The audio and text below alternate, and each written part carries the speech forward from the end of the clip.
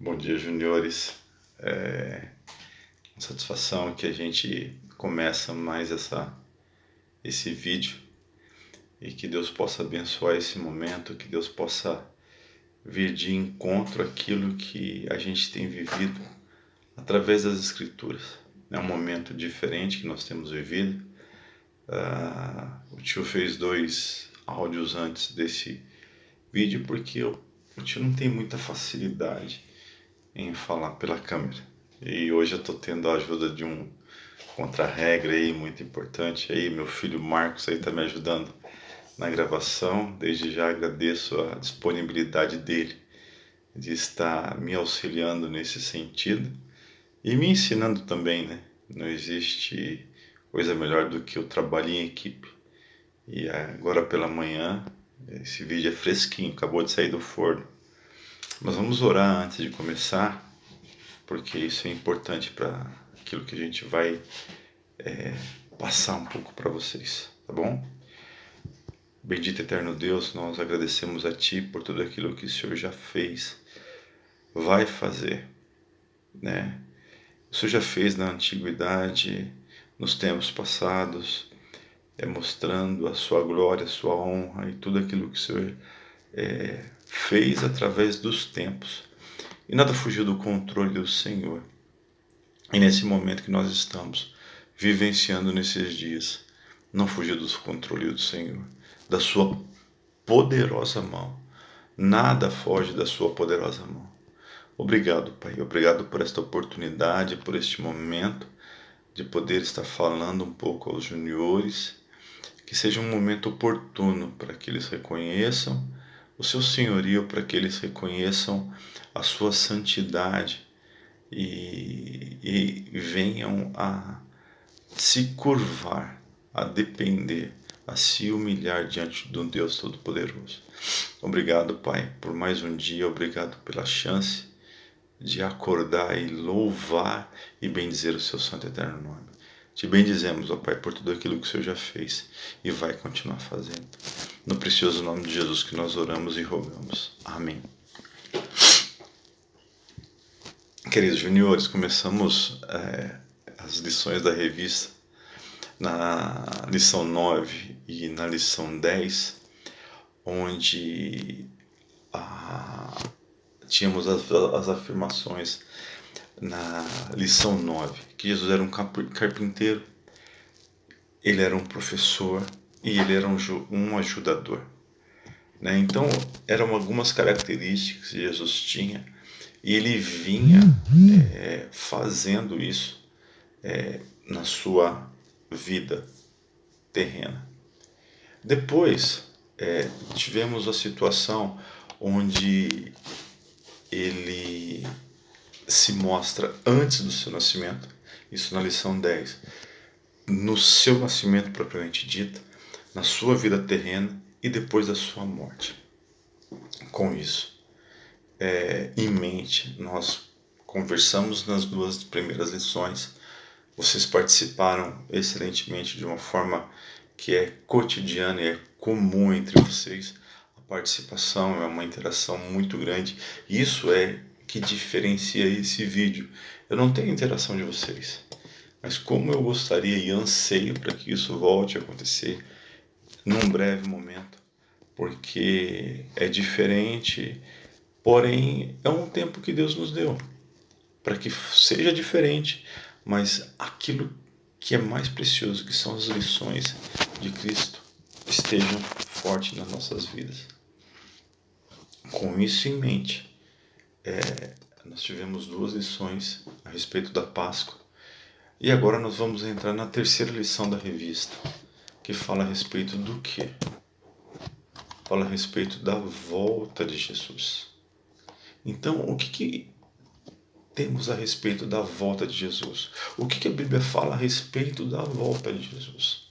Mateus 24, de 32 a 44, nós não iremos ler o texto propriamente dito, mas vamos dar um pano de fundo para vocês.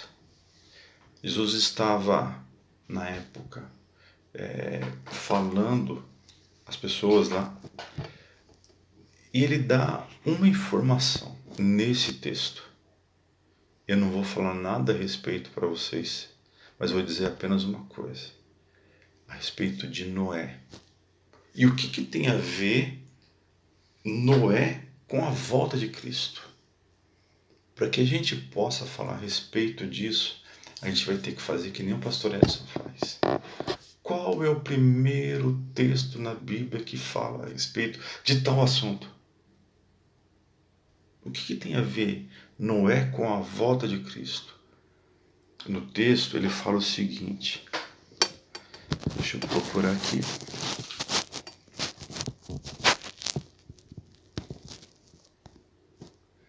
Mas a respeito daquele dia, ninguém saberá.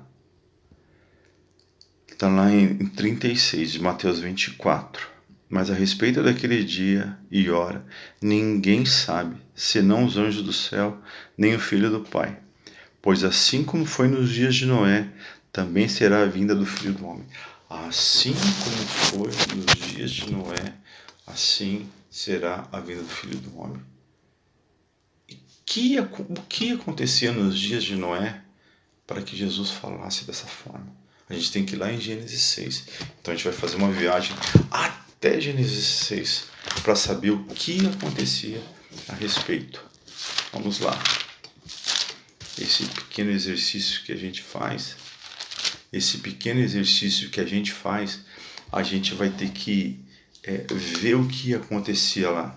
Então diz o seguinte: e foram multiplicando os homens da terra. São características e situações que estavam ali no contexto de Noé. E Deus fala o seguinte: o meu espírito não agirá para sempre no homem, pois este é carnal, e os seus dias serão de 120 anos. Deus ele limita a idade do homem. Viu o Senhor que a maldade do homem se havia multiplicado na terra, que era continuamente mal todo o seu desígnio do coração. O pastor Edson fez uma pregação, se não me falha a memória, em 2012, que ele fala a respeito toda e qualquer avareza. Então, se você não é avarento, se você é todo avarento, você está aqui. Mas qualquer, não tem para onde você correr. Toda e qualquer avareza. Ano de 2012. Então, aqui no texto, fala o quê? Que se arrependeu o Senhor de ter feito. Viu o Senhor que a maldade do homem havia da terra, e continuamente mal, toda, é apenas uma aplicação diferente, mas todo aquilo que o homem fazia era mal. Porém, uma característica de Noé, isso era um homem. Agora, e Noé? Por que Noé foi diferenciado? Por que o texto fala, como se encaixar a volta de Jesus com aquilo que Noé, o que Noé tem a ver com esse texto? E é a nossa responsabilidade, minha e sua também, Júnior, de que? Eis a história de Noé, no versículo 9 de Gênesis 6. Era homem justo e íntegro entre os seus contemporâneos. Olha o choque de realidade. De um lado, os homens totalmente corrompidos, idólatras, beberrões, voltados a fazerem o mal. E do outro lado, um homem justo e íntegro. E um detalhe, lembra que o tio sempre fala, prestem atenção nos detalhes, cuidem dos detalhes. Os detalhes são importantes quando vocês vão meditar na Bíblia. Justo e íntegro. Noé andava com Deus. Por que vocês acham que Noé era diferente dos seus contemporâneos? Por que vocês acham que Noé se destacava no meio daquela geração corrompida, uma geração que não tinha parâmetro nenhum? Tudo aquilo que eles iam fazer era coisa ruim. Essa era a nossa condição no passado. Às vezes é a sua condição hoje. Essa era a minha condição. Hoje eu olho para trás e muitas vezes até mesmo dentro da igreja, eu não fazia aquilo que era certo diante de Deus. Muitas vezes a gente faz as coisas empurrada, de qualquer forma. Não, para. Não precisa você fazer empurrado. Tem que ser privilégio poder servir ao Senhor. E a nossa questão é, Ele vai voltar. Agora, de que forma? Ou de que momento nós estamos nos preparando para essa volta? Noé já tinha visão. Lá atrás, ele olhava para frente. Existia um Deus. Esse Deus estava preparando o mundo para a vinda do seu filho. Noé tinha consciência de quem era Deus. Porque ele tinha consciência. Como eu sei, como eu posso afirmar que Noé tinha consciência de quem era Deus? Pela sua característica. Ele é um homem íntegro e justo. E não há integridade em nenhum ser humano se Deus não der. E não há justiça em nenhum ser humano se Deus não o capacitar, se não Deus não o revestir. Noé era assim. Era dessa forma que Noé era. Por quê? Porque ele andava com Deus, meus irmãos. Meus queridos alunos, prestem atenção. Não perca tempo com outras coisas. Perca tempo com Deus. Eu garanto para vocês, o mínimo que vocês fizerem diante daquilo que vocês tiverem lá fora da casa de vocês, na escola. Ah, tio, mas eu estudo na escola cristã. E daí? Ah, eu estudo numa escola onde não tem problema. E daí? Vai chegar um momento que você vai ser confrontado. E aí, o que você defende? Você vai poder falar o quê? Ah, eu defendo...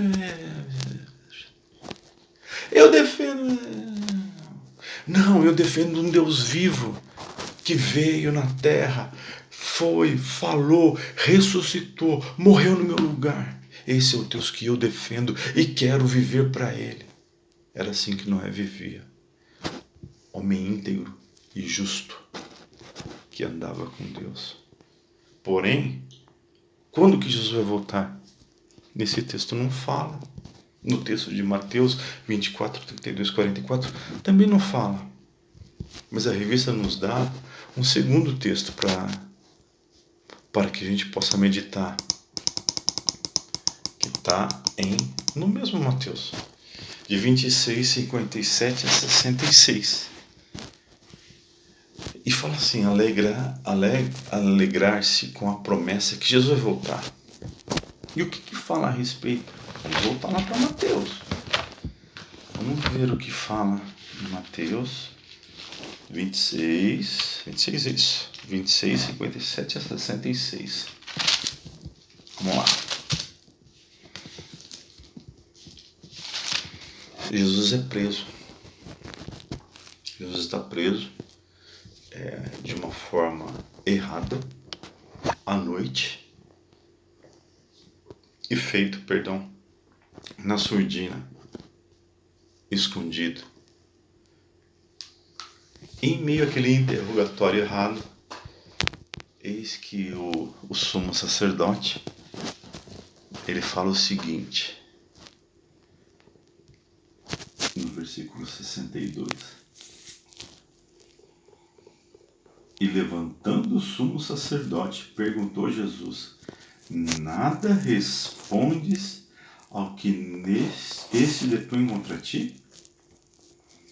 Jesus, porém, guardou em silêncio. E o sumo sacerdote lhe disse, eu te conjuro, pelo Deus vivo, que nos diga se tu és o Cristo, o Filho de Deus. Respondeu-lhe Jesus, tu o disseste. Você percebe o tom, você percebe o jeito que o sacerdote fala com Jesus? Você percebe a forma que ele está se dirigindo a Jesus? Lembra lá em Noé?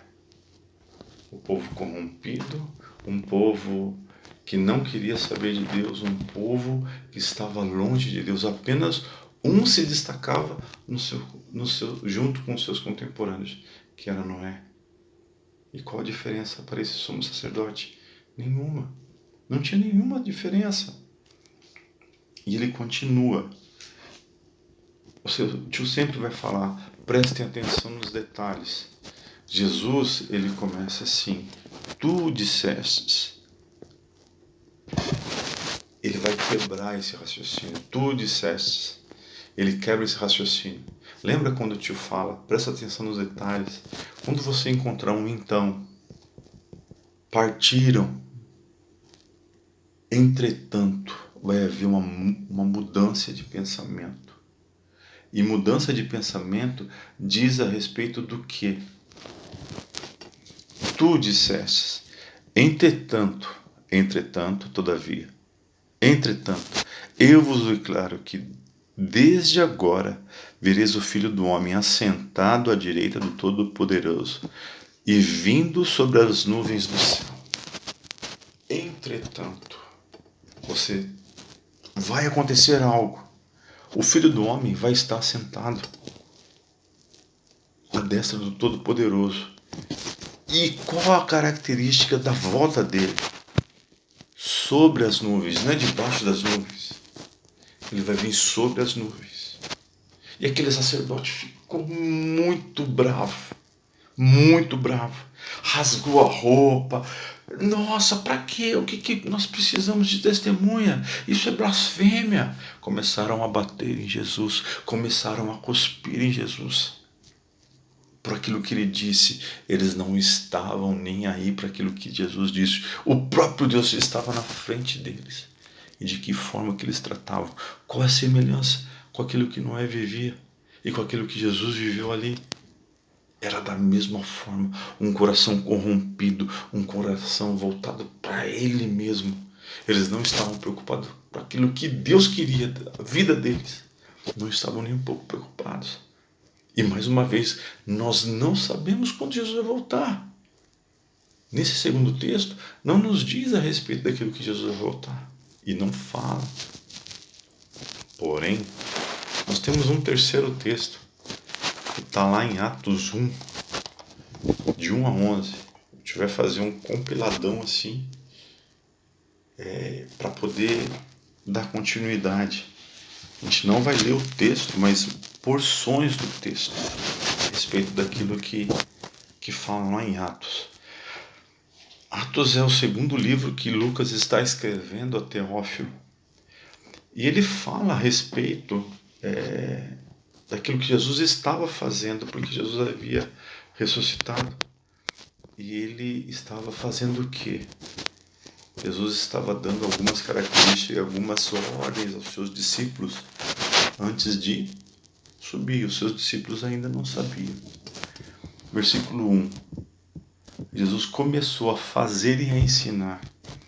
Então ele estava ensinando os seus discípulos e ele já sabia que ele se iria se ausentar. Ele escolhera alguns antes de ser levado às alturas. Ele se apresentou vivo. Ele determinou-lhes que não se ausentassem de Jerusalém. E a ascensão de Jesus, como é que se deu? Jesus estava conversando com os seus discípulos. E ele responde no versículo 7. Respondeu-lhes, não vos compete conhecer o tempo ou época que o Pai reservou pela sua exclusiva autoridade. O dia da volta de Jesus, Jesus já disse, é exclusividade de Deus. Está dentro da autoridade do Pai. Eu não posso falar uma coisa que até mesmo eu não sei. E ele continua: mas recebereis poder. E aí o clímax dessa situação é quando Jesus está conversando com eles, sendo elevado, ele é coberto pelas nuvens, e dois varões estão ao lado deles, falam assim, esse mesmo Jesus, fala assim, varões galileus, o que vocês estão olhando para o céu? Esse mesmo Jesus que subiu, um dia vai voltar do mesmo jeito. Ele disse o seguinte: varões galileus, por que estáis olhando para as alturas? Esse Jesus que dentre vós foi assunto ao céu, virá do modo como vieste subir. Então a pergunta que não quer calar: se Jesus vai voltar, e mais uma vez, o tio não sabe quando Jesus vai voltar. Essa era a questão. Jesus vai voltar. Quando? Não sei. Mas uma pergunta que a gente precisa responder. Uma pergunta que a gente precisa dar continuidade àquilo que os textos que a gente falou. Lembrando da integridade e da justiça de Noé, lá no início. Ele andava com Deus. Como tem sido a sua vida nesses dias de coronavírus? Como tem sido poder fazer os seus devocionais com a sua mãe, com o seu pai? Como tem sido a oportunidade de estar próximo, muito próximo, do seu pai, da sua mãe, dos seus irmãos, para quem tem? Como é para você vivenciar esses dias? Você tem feito as suas atividades escolares? Você tem feito as atividades que lhe compete dentro de casa? Arrumar a tua cama, se submeter às ordens da sua mãe, do seu pai, sem ficar, nossa tio, já vem o senhor de novo falar aquilo que o senhor sempre fala na aula. É assim, eu sempre falo para o Marcos uma coisa: o seu trabalho é estudar, o seu trabalho é arrumar a sua cama. Mas aquilo que você precisar, eu estou aqui para auxiliá-lo e para ajudá-lo naquilo que for preciso, independente da situação, hora, momento e lugar. Cristo quer uma coisa da gente, meus queridos: que nós estejamos preparados para a sua volta. Se o pai de família soubesse a hora que o ladrão viesse a assaltar, ele estaria preparado para aquele momento. Assim vai ser quando Jesus voltar. Nós não sabemos. Por isso que nós precisamos estar preparados. Nós precisamos ter uma vida com Deus. Nós precisamos ter uma vida onde a integridade e a justiça, quando as pessoas olharem para a gente, seja o ponto de referência. Eis um homem justo, eis um homem íntegro. E aquilo que vai fazer total diferença. Que ande com Deus. Ande com Deus. Fique perto de Deus. E Ele vai se revelar a você através da sua palavra, através das Escrituras. Que Deus possa abençoar grandemente a sua vida. E acima de tudo, que Ele faça a sua vontade na sua vida. Nós vamos orar agora. Que Deus abençoe esse momento. E acima de tudo, anseio pela volta de Jesus, anseio para que o dia a gente possa encontrar o nosso Senhor nos ares. Te agradecemos, ó Pai, por esta oportunidade e por essa chance de chegar diante do Senhor e louvar o Teu nome, Pai. Obrigado, Deus, por tudo aquilo que o Senhor já fez e vai continuar fazendo. Obrigado pelas Suas Escrituras que se revelam para nós. Obrigado pelas Suas Escrituras que vêm de encontro à nossa necessidade. Obrigado, Deus, por tudo aquilo que o Senhor já fez e vai continuar fazendo. Obrigado, Deus, no precioso nome de Jesus que nós oramos. Amém. Fica assim, um até breve, daqui a pouco a gente vai se encontrar. Deus te abençoe grandemente a vida de vocês e mais uma vez obrigado, Marcos, pela disposição de estar aí nos bastidores. Um abraço a todos, até mais.